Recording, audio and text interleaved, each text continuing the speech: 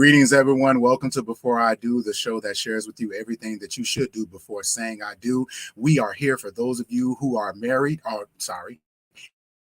interested in being married, dating, don't know if you want to be married, considering relationships. We are here to help you navigate courageous conversations on dating and relationships. Yes, this show is meant to be interactive, so there will be times where we will ask you guys to chime in. We want to hear your thoughts, your opinions, in order to really be able to support. And tonight we have a special show because actually it's the end of the month and we have our Speak Now or Q&A session. And so we use the metaphor speak now or forever hold your peace, which is used, right, when a couple is pretty much getting married and they're reciting their vows. So again, tonight is Q&A. So go ahead and place your questions. We want to hear from you. We want to hear more from you. Again, we are your Couples Academy practitioners. Walter and I, we specifically specialize in the dating process, premarital counseling, et cetera, et cetera. So go ahead and submit your questions. This is Q&A night.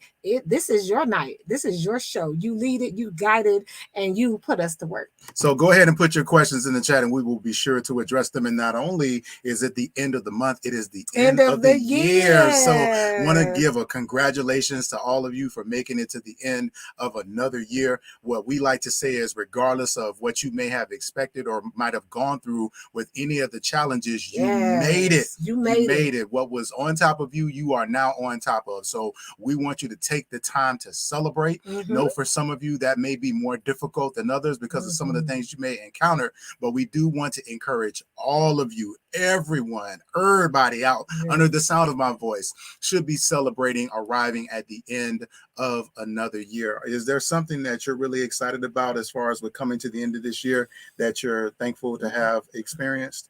Yes, well, I'm thankful to have experienced another year of life. I had a birthday, and I'm thankful that this week also celebrates my significant other, my spouse, my best friend, my man, y'all, my life partner, the grandfather, my grandchildren. We don't have none yet, and we ain't trying to rush that. But the man in my life who we've definitely been together for 20 years, he celebrates a birthday this week, you all. So, yes, on Friday, I remember the day. He celebrates a birthday. So yes, super excited about that, to again celebrate life, right? And so we are on the end of this year, but the best is yet to come. But we celebrate today, right now, for everything and all the blessings we've been given. Absolutely. I'm thankful to have connected with the Couples Academy. That's right. And to be able to do this work next month will be a actual year that we've been practitioners with the Couples Academy. So we want to give a special shout out and thank you to Hassani and Danielle Pettiford for entrusting us to lead and to carry out this work. This has been a really great opportunity for us to walk in an area of ministry that has been a heart's desire for us. I get the chance to do this transformational work with the woman that I love. And rest assured too, for everybody that watches us, we are the first couples and we are the first ones of any type of advice you receive. It is for us first. So know that we walk it like we talk it. We practice what we preach.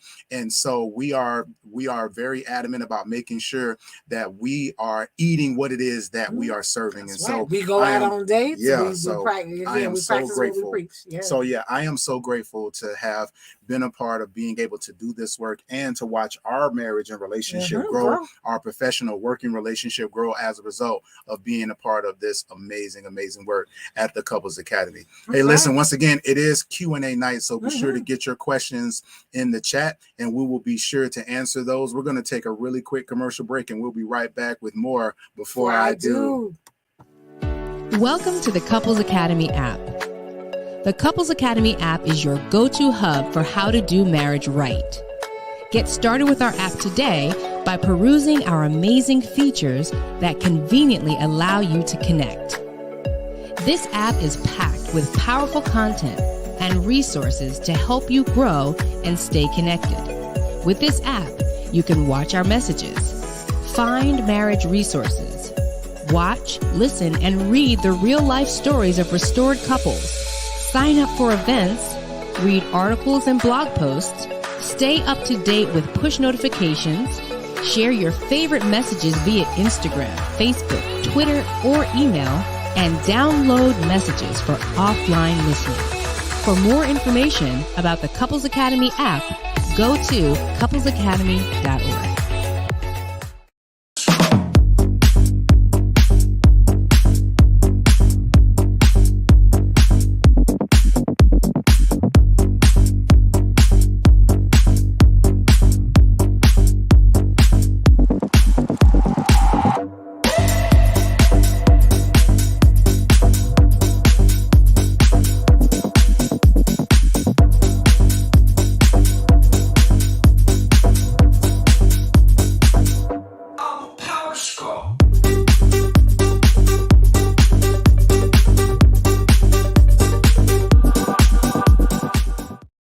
All right, welcome back to Before I Do This, the show that really talks about dating. If you're thinking about marriage, not thinking about being married, but you just want to enhance your relationship with yourself and to be prepared when you are ready to enter into a relationship. So tonight we have our Speak Now Q&A night. And so this is the time where, again, you all run the show. Put your questions in the chat area. Allow us to know what's on your heart, what's on your mind, whether it's about dating, whether it's about your marriage relationship.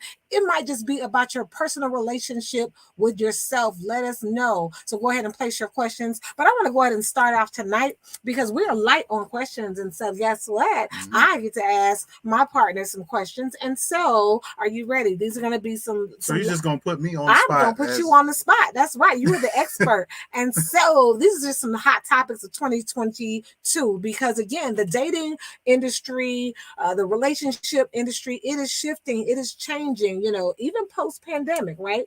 People, their expectations they're kind of shifting a little bit. Got a lot of online dating and different things. That is the norm. So this is my question for you. All right. Quick, you got to give some fast responses. You ready? You don't tell me how to respond. The category is sex. We ready? Okay. Sex. That's the category. All righty. So what's the dating mentality for sex?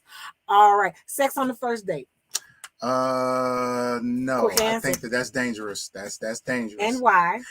Because first of all, you don't really know the person. You don't know their background. You don't know some of their habits. I think that especially in this day and age, you have to be very careful of who you allow yourself to physically align with in that way. Sex is one of the most intimate and personal and revealing things that you can do with the person. Okay. And so to step out like that, I know a lot of people, they like taking risks like that, but in this day and age, I think you just have to really be careful of taking a risk like that with someone on the first date. All right, so I'm just gonna speak for the feminists out there. There are women out there who they're like, look, this is my body, I want to own it, and what if I just want to, have a good time or whatever, and is there anything wrong with that? Should I be shamed? Because men definitely have been doing it for years. So, what's the big deal about sex on the first date, especially if it's something that the woman initiates and, and the guy is down for it as well? Well, I think, first of all, shame is something that is internal. Like, nobody can make you ashamed. Okay, shame is something that comes from inside. Okay. No one can shame you. That's something that they may try to impress you to feel yourself. But no, nobody can make you shame. And so, again, we all need to have autonomy of our own body. And so we all are able to govern ourselves and make those decisions. I'm just saying that my advisement and the way that I would govern myself in this day and age is absolutely, it's not something that I would subscribe to or recommend somebody to do because of all of the hazards that come along with it. Not necessarily just physically, but also emotionally and mentally. Got it. And, it can be a challenge, sex on the first date. Again, it goes back to, we get asked that question, is it okay to have sex on the first date? What if you're pretty confident, you know what you're doing? And, it definitely, I think, is a personal preference. Isn't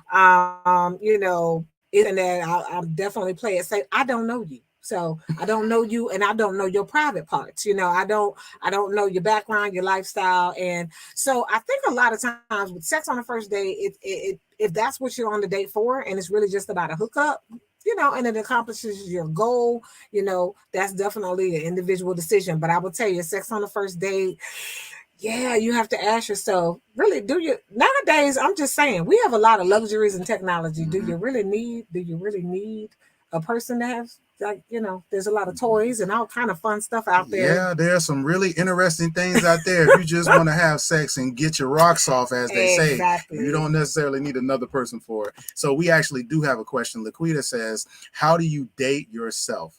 I feel like that's important to know oneself before dating someone. I want to know me and love myself and understand me. So how do you date yourself? I love that question. I love that question. And I'm super excited about this question because you are always in a relationship. And so Walter and I, we love to ask people, are you in a relationship? People are like, no, I'm not saying anymore. I'm like, nope. The answer is always yes. Because you're in a relationship with yourself. And so absolutely, you must date yourself. What does that mean? That means that you become the leader. You become the leader in the very things that you want from another person. And so if you can't lead it, can you expect it from someone else? Right? Can you inspect what you expect? And the bottom line is, if you can't lead it out, we are definitely in a society where sometimes we have higher expectations for others than we have for ourselves. And that's really the definition of what being selfish. So we want to make sure. So the way that you date yourself, first of all, is, doing a personality profile is important. Couples Academy, definitely Danielle Pettiford, she is an Enneagram specialist. She will tell you about your whole life and everything else. She will. So that is an amazing thing to really unpack who you are. So we do personality assessments that are very thorough. It helps you to get to know yourself. But then, just to quickly answer this question, I will say the first is get back to what brings you joy. And a lot of times it goes back to childhood. What are those things that you really enjoy doing? For some people, it's being outside, right? It's skating. It's doing this. It's being around other people for some people, right? So really dating yourself goes back to, first of all, honing in on your interests. What brings you joy? What are you interested in doing? Are you a learner? If you're a learner, then go out and do things that allow you to learn and explore. If you're spontaneous, I really like spontaneity. I get an adrenaline rush on meeting new people or socializing. So for you, dating might just be an opportunity to meet people, but not necessarily allowing them to determine and take up your time. It's you being in control. For some people, dating is just literally accomplishing whatever it is that you're needing in that moment. So, but it always usually is tied to your interest. Your personality plays a big role in that. And it's really enhancing your like and love for self. So in addition to Charmaine and I doing premarital counseling and also couples coaching, we also do individual coaching. And one of the things that we find in our one-on-one sessions is how a lot of people will actually yield their happiness and their power over to other people. So what they do is they depend on someone else to make them happy. Absolutely. They yield over their power and their autonomy to someone else. And what you do is, when that happens, if something happens and they walk away, then now your power has shifted with them. Your happiness walked away. Exactly. As well. So that's why it's important that for you, as Charmaine mentioned, you have to date yourself. You have to utilize it as an opportunity to, if there are certain things that you like to do, if there are certain things that you want to explore and really are interested in, don't wait for someone to actually come alongside and do those things with you. Do it on yourself. Do it by yourself. Do it alone. And if you're used to always doing it with someone, it can be a bit awkward at first. But what you'll find is that as you continue to do it, you'll learn to enjoy your own company. And a lot of people date and they are around other people because they don't enjoy their own company. They haven't gotten the chance to really get to know themselves. And so that's a really important part of really even preparing for dating. Is learning exactly what you like, who you are, how you show up when it comes to certain activities and things that you enjoy, what things don't you like. And so that's a really important part of making sure that you're prepping for dating by always making sure that you're dating yourself. Absolutely. And sometimes dating will uncover a hidden agenda that you don't even know you have. Sometimes we're really chasing in our dating process, we're chasing to be affirmed, or we're chasing for that person to reveal what they see. And we encourage that, no, people will see what you see through your lens. And so that's why it's important. So I would respond to that and really add into, write down, what do you like about yourself? And then what do you love? What do you love about yourself? Because the dating process, dating yourself should enhance those things. So what I like about myself and what I love about myself, I want to I want to pretty much, I want to enhance that. I want to illuminate that. And I want to, and then you say the things that, no, I'm not so happy about myself when it comes to this. I'm not so much in love with myself when it comes to this. It gives you time in that quiet time of you dating yourself. It gives you time to work on both of those things, right? And so that way you're not finding yourself when you're on a date, being an adrenaline junkie and really wanting that person to really to confirm what it is that you know about yourself. But instead, they're going to see what you see. Absolutely. All right. So you got another hot topic. You know what? Pass it over here. No. Because you can't be asking all the hot topics and putting me on the hot seat. You got to be on the hot seat too. Okay. All right. So I guess the next question. Okay. So you talked about sex on the first date. What about kiss on the first date? Okay. So I'm open.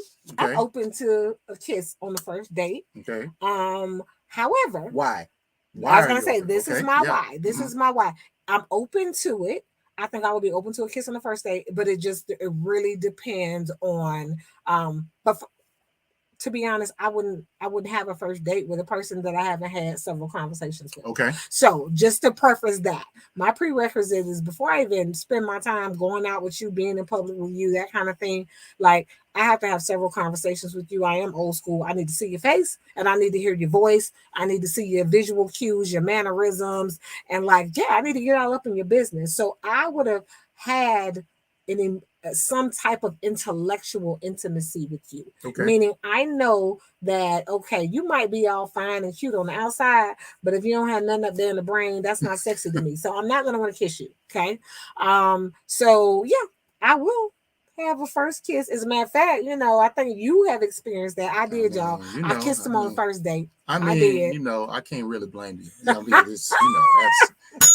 Yeah, ring the bell. The bell almost rung itself on that one. But I did. Yes, we did kiss on the first day. But I do love the idea that what you're alluding to is that the screening process for dating starts before that first date. Yes. Because there are a lot of people who will have a first date with someone that they haven't necessarily engaged with before that. And that can be a very dangerous thing as well. So whether it's a phone conversation, whether it's via Zoom or Teams or whatever virtual system you like to use, it is an important part of getting to know someone to see if they're even someone that you would be interested in going out on a date with. And so that screening process, making sure that it starts before that first date, is really important. So you don't put yourself in a position where you're engaging with someone that, as you mentioned, isn't even intellectual interest for you. So that's right. And so, all right, we're getting back to the hot topics. If you have more questions, put them in the chat area. Again, we're here. We work for you tonight. It's Q&A night. So question and answer. So if you have a question and you want an answer, go ahead and put it in the chat area. Our next topic, our hot topic, since we're on the subject of first. Okay. What did you learn from your first crush? Ooh. What lessons did you learn from your first crush? So my first crush, I learned that I really lacked confidence and feared rejection. Ooh. Because for me, being rejected for the first time was just, it was absolutely, it was one of those things to where I never wanted to go through that again. And that's not something that you can avoid in life. Disappointments are a part of life. Failure is a part of life. Rejection is a part of life. And so for a long time, it actually made me gun shy when it came to taking risk. And I know we're talking about dating, but this is how dating and romantic interactions can actually influence your individual life, like your professional life. And so, you have to be very careful of allowing those types of experiences to shape you in a way where you become damaged and you begin to make decisions based on this one experience. So it's almost like, for example, like a fear evolving into a phobia. Where when it comes to a fear, it may be an individual experience, but it evolves into a phobia when it begins to impact your everyday life, Mhm. where now you can where you completely shut down when you see a spider or somebody says spiders or something like that. And so it was the same thing for me when it came to my first crush. And so my heart was hurt. I was devastated, and didn't want to aim too high, and different things of that nature. And so I learned a lot from that in retrospect. And so that was one of the things that I learned. So I love that, because in learning that, and we all have to audit, and we're going through these questions, and we're really sharing some of our personal past history and present history, because it's important to audit. Every date you went on this year, every relationship that you've been in, we don't want to villainize that person. We want to ask ourselves, man, where's the wisdom? Where's what I'm supposed to take from this? What did I learn about myself? What did I learn? You learned some things about them, but most importantly, you are in a relationship with yourself for a lifetime. So what did you learn about you, right? And so what did you learn on your first crush? Yeah, don't try to avoid that. Yeah, absolutely. Okay, so my first crush, So my first crush actually was a secret. And so the person didn't know I had a crush on him for the longest, right? But they never knew that I had a crush on them. But this is the thing. It's so funny because introverts, right? So most of my introverts are individuals who definitely they a lot of their emotions they keep on the inside for a long time before they show it on the outside. So I had a crush on this guy, 6 foot something, pecan tan, tall, skinny, right? And there was just something that I saw how he behaved and how I could tell he had a pattern of what he had a type, and I was not the type. And so for me, while I was disappointed, I realized that earlier on, and I realized that I did have issues with rejection as well. And so I didn't even really put myself out there because I saw that there was a pattern that he liked. And I'm sorry, he really liked light-skinned girls. And so I was like, no, I'm a dark-skinned chick. And so if he likes them and I'm not the image of what he likes, then I definitely don't need to like him. So it was just like, I kind of had to allow, attend the funeral of that crush and let it burn, because I was like, no, I'm not going to share my feelings. I'm not going to let him know how I feel, because he has a type and he's consistent with that type. So believe him. So that was kind of my first crush. In other situations where most of my crushes didn't know I had a crush on them. I quietly observed them, without them knowing. Yeah. And there was always something that kind of came up. And some people might say, well, that's not fair. Maybe they would have had a chance if they knew you liked them. No, I'm a big proponent of that, because when you observe someone that you like, what it does is it allows you to be able to see how they treat and move amongst other people. And so you really observe them in their natural element, because when someone is interested in you, they obviously engage with you totally different. That's true. And so we talked about making sure that before you marry someone that you go through all seasons with them, right? So part of that process is observing them as it relates to separate from you. How do they interact when it comes to if they play a sport, or if they're in a classroom? Like, how do they treat other people that are not you, that they're not interested in? And so there's a great quote that says that you can tell the measure of a person and how they treat people that can't do anything for them. So that's a really important. So I'm a big proponent of, even when I like someone, I watch them first to even see if I should approach them. Okay. And how they treat other people. You know what? And I need to be thankful for that, because you had a crush on a girl that in my hometown, and thankfully you saw that she was kind of trifling, and that's how that made space for me. She was just, it wasn't that I didn't know if she was trifling. I didn't know she was trifling, but what I observed, she just seemed very pretentious. She was. Like the way that she came off, like it just, and again, I didn't say anything, but I just watched how she moved, and I was like, nah, she seems pretty pretentious. I don't even want to approach her. And so people watching, y'all. So Yeah. people watching, that's some great advice, some great tips. So definitely make sure you take your time. People watch. That's one of your biggest strategies. And Laquita says that what she learned from her first crush was learning how to let go. And so, and that's absolutely, hard. that's hard. That That's is hard. great. You know what? And one of the biggest things that we've heard throughout this year when we talk about dating and things like that is that letting go piece. Man, one thing about specifically a characteristic strength of women that we tend to be very loyal, but sometimes we can be a slave to loyalty.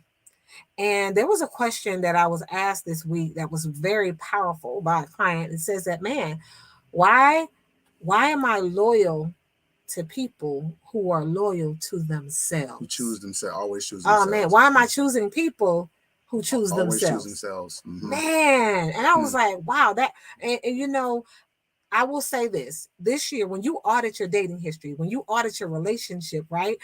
Givers tend to attract takers, and takers are addicted to givers, right? I mean, the benefits are just, I mean, why not? Because right? givers want to give anyway. That's That's in the mind of a taker. It's like, if you want to give, I'm going to receive. Exactly. But you have to guard your heart. You have to, and that's why it's important to date yourself, because you know it's easier to set boundaries for others when you are in strong like and love of yourself. So one strategy that we love to do, and we don't want to give all the strategies away because we want you to book us for a session. Absolutely. Right? But if I were to ask you what your self-satisfaction rate is on a scale from 1 to 10, 10 being I am in strong love of myself, and meaning I don't just say it, but I act it out. I treat myself well. I treat the skin and this body well.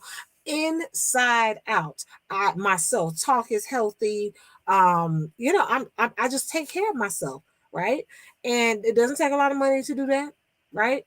And so where are you on that scale of 1 to 10 where you're living it out loud, that strong like and love of yourself inside out? And so how would you rate yourself, right?